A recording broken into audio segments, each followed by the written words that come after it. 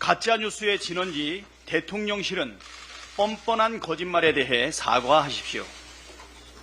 지난 25일 대통령실 관계자가 기자들에게 23억 원이라는 것은 2022년 문재인 정부 때 검찰 수사팀이 1심 재판부에 낸 의견서에 불과하다고 말했습니다.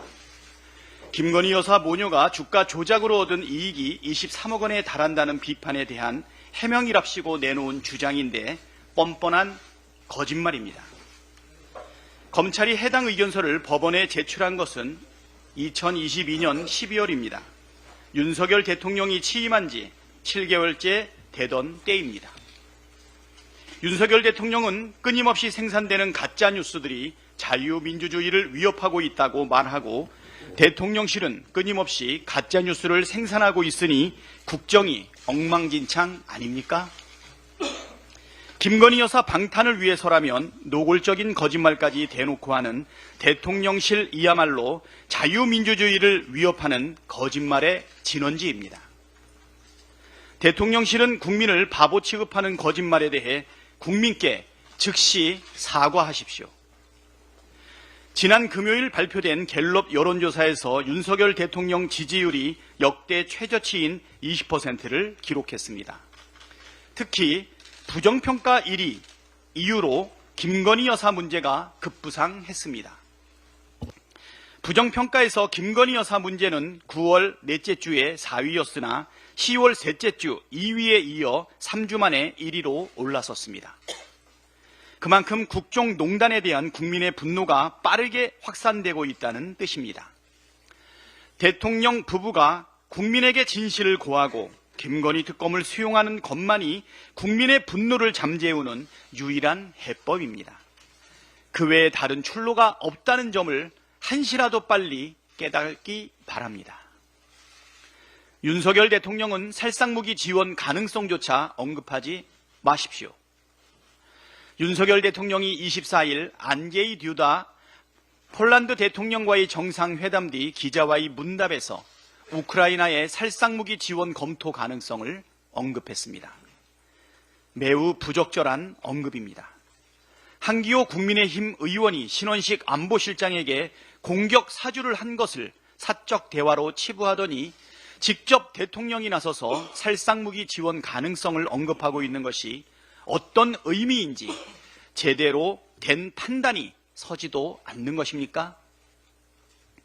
우크라이나에 살상무기를 지원하는 것은 국민의 뜻에도 정면으로 반합니다. 한국 갤럽 조사에 따르면 우리 국민 66%는 우크라이나에 비군사적, 인도적 지원만 해야 한다고 생각한다고 대답했습니다.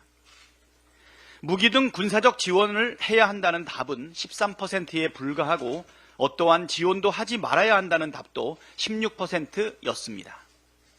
그런데도 왜 우리 정부는 이역 만리에서 벌어지는 타국의 전쟁에 직접 뛰어들 궁리만 하는 것입니까? 정치적 위기를 해소하기 위해 전쟁 위기를 조장하는 것은 우리 국민과 역사에 큰 죄를 짓는 행위입니다. 윤석열 대통령은 국민이 하지 말라는 살상무기 지원이 아니라 국민이 요구하는 김건희 특검이나 받으십시오. 내일은 12구 이태원 참사 2주기입니다. 12구 이태원 참사는 윤석열 정부의 무대책과 무능력, 무책임이 고스란히 드러난 참사였습니다. 용산 대통령실 경호에만 신경 쓰느라 시민의 안전은 도외시한 것이 참사의 원인이었다는 것이 중론입니다. 2년이 다 되도록 진상규명과 책임자 처벌, 재발 방지 대책 마련은 아직도 이루어지지 못했습니다. 참사의 원인을 밝힐 특조위가 어렵사리 출범했지만 예산과 인력 지원은 불투명합니다. 책임져야 할 위치에 있던 자들은 하나둘씩 처벌을 피하고 있습니다. 인파사고에 적용할 정부 매뉴얼은 2년이 지나도록 마련되지 못했습니다.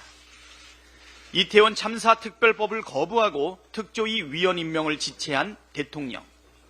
매뉴얼 마련에 손 놓고 있는 정부의 모습에서 과연 이 정부가 진상규명 의지가 있는지 강한 의심을 갖게 됩니다. 국민의 생명과 안전을 지키는 것이 대통령과 정부의 제일 가는 임무인데 그 임무마저 포기한다면 대통령과 정부가 무슨 쓸모가 있겠습니까? 다시는 이런 비극이 되풀이되지 않도록 대통령과 정부가 더욱 적극적으로 나서야 합니다. 국민의 생명과 안전을 외면하는 대통령과 정부를 지지할 국민은 없습니다. 다음은